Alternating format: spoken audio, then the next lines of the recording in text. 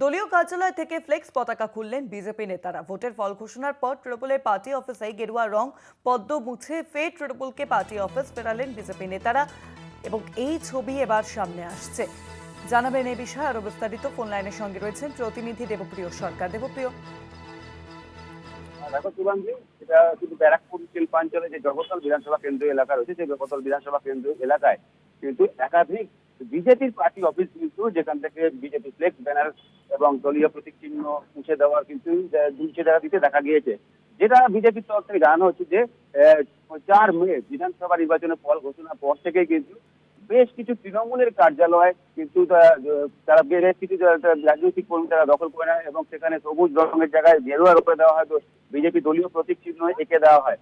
এবং যেটা বিজেপির তরফ থেকে যেটা জানানো হচ্ছে যে বেশ কিছু তৃণমূলের যারা কর্মী রয়েছে তারা কিন্তু বিজেপি সেজে এ ধরনের কাজ করছে, তারা বিজেপি হওয়ার চেষ্টা করছে। এছাড়াও যারা অতি বিজেপি তারা কিন্তু এই ধরনের দখলদারি চালাচ্ছে বলে জানাচ্ছে।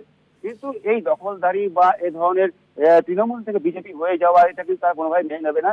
সেটা যাতে কোনোভাবে না হয় এ বিষয়ে যেমন পুলিশকে জানানো হয়েছে যাতে এরকম কোনো ঘটনা না ঘটে, দখলদারি বা প্রতিহিংসার মতো কোনো ঘটনা না ঘটে, তেমন কিন্তু পুলিশকে জানানো হয়েছে। কিন্তু তার পাশাপাশি কিন্তু বিজেপির তরফ থেকে বিভিন্ন জায়গায় তারা গিয়ে যে সমস্ত পার্টি অফিস, তৃণমূলের পার্টি অফিসগুলো গেরুয়া রং করে দেওয়া হয়েছে, বিজেপি হয়ে যাওয়ার মতো একটা ঘটনা ঘটানো হচ্ছে, সেই বিষয় যাতে না হয় সেই কারণে সেই সমস্ত পার্টি অফিসগুলো দলীয় প্রতীক চিহ্ন, বিজেপি দলীয় প্রতীক চিহ্ন সেখানে মুছে দেওয়া হয় এবং তার পরবর্তীকালে সেই গেরুয়া রংগুলো মুছে দিয়ে সবুজ রং করে দেওয়া হবে। একদিকে যেমন যারা দখল করে নিচ্ছে তাদেরকে যেমন সেই পার্টি অফিসগুলো তৃণমূলকে ফিরিয়ে দেওয়া হবে এবং যারা তৃণমূল থেকে যারা বিজেপি হওয়ার চেষ্টা করছে সেইগুলো যাতে না হয় সেইগুলো চেষ্টা করছে। সেই কারণে তারা বিভিন্ন জায়গায় এই দলীয় পার্টি অফিসগুলো মুক্ত করে দেওয়া হচ্ছে এবং বিজেপির তরফ থেকে এই ধরনের পার্টি দখলদারি কোনো রাজনীতি করবে না। সমস্ত শান্তিপূর্ণভাবে তারা এ ধরনের রাজনীতি করবে। প্রয়োজনে তারা রাস্তায় বসে, গাছের তলায় বসে রাজনীতি করবে, কিন্তু এই ধরনের দখলের রাজনীতি তারা করবে না, এমনটা কিন্তু বিজেপির তরফ থেকে জানানো হয়েছে। সে কারণে তারা বিভিন্ন জায়গায় বিজেপির দলীয় নেতৃত্ব, যেখানে জগদ্দল বিধানসভা কেন্দ্রের যিনি বিধায়ক, বর্তমান বিজেপি বিধায়ক, তার পুত্র ঋত্বিক কুমার, তিনি কিন্তু দলীয় কর্মীদের নিয়ে বিভিন্ন জায়গায় এ ধরনের অভিযান চালিয়ে সমস্ত পার্টি অফিস মুক্ত করে দেয় এবং যেগুলো তৃণমূল থেকে বিজেপি হয়ে যাওয়ার মতো চেষ্টা করা হচ্ছে সেগুলো যাতে না হয় সেগুলো কিন্তু পুলিশের তরফে পুলিশকে জানানো হয়েছে।